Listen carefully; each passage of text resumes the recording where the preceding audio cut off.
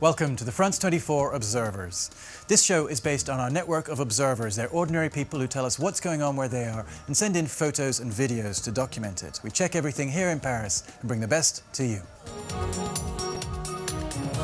We begin today in Brazil, in São Paulo state, a favela called Pinheirinho.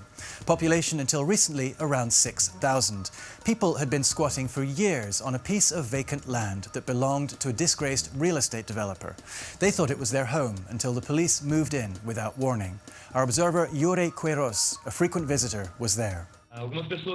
These people had been squatting for 6 years on a piece of land that belonged to a business. Like lots of Brazilians, they don't have anywhere else to live, and the authorities haven't done anything to help them.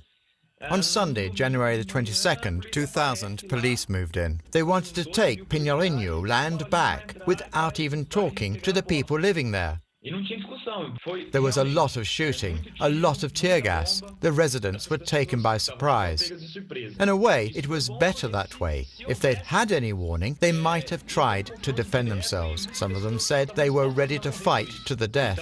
If they'd had advance warning, they might have evacuated the women and children and the old people. The police were so violent during the raid that people living in the surrounding areas also rose up. I tried to get close to the area to take photos of cars burning and the police shooting, but I was hit by a flashball, a kind of rubber bullet. The policeman was aiming at my head, but I jumped so it only hit my arm. It was crazy. You shouldn't see warfare like this happening in a country that's supposed to be peaceful. The police say there were only a few people injured, not seriously, but local groups say there were 4 deaths. Most of the favela's residents are now in temporary housing. And now to India and its 4,000-kilometre border with Bangladesh. The Indians are concerned about illegal immigration and smuggling, so they're putting up a concrete and barbed wire fence along the whole thing. And as if that's not enough, their border guards are notoriously aggressive. See what happened to one Bangladeshi who tried to get back into his country. Well, his name is Habibur Rahman. He is a poor peasant, a farmer in the northern district of the country. Returning from India with cows on the night, BSF Jawans at the border stopped him. And Habibur Rahman, he had no money, so they asked him to give a mobile phone and torchlight and some cash money. He said, I have no money, then they started beating him. And he was severely tortured. This is the first time I think that kind of video, has been circulated. That is, we don't think that this is the only one case of this. There are a lot of cases like abduction, torture, killing at the border. Bribing is also a common phenomenon. Both sides, USF and PDP.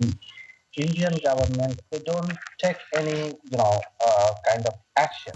Human Rights Watch estimates that 900 Bangladeshis have been killed along the border in the last 10 years. The Indian border police admit many of the shootings, but say the victims should not be crossing illegally. And now for our weekly roundup of the best stories and videos sent in by our observers. First stop, Ternopil in Ukraine, where a local newspaper published this photo montage on its front page. The headline says, "Arabs and blacks fight over our prostitutes," a reference to an alleged bar fight in which Arab and African students supposedly fought over the charms of a local working girl. The picture, as you can see, shows monkeys. Our observer, Bex Love, is one of around 300 African students in the city. He says the picture is typical of the day-to-day racism he and his comrades face. Now to Russia with Diana Dudaryeva. Authorities in her Siberian city do not allow demonstrations against the government, and they've arrested people when they tried. So Diana and her friends have put their toys to work, holding demonstrations for them. The toys are demanding free and fair elections for all. The local police are not amused. They've ruled that the mini demonstrations count as unsanctioned public events. So far, no word of any new arrests. That's it for this week, but you can continue to follow our observers online. Check out our website for their latest reports, our Facebook and Twitter pages, and our iPhone app. See you next time, here or online.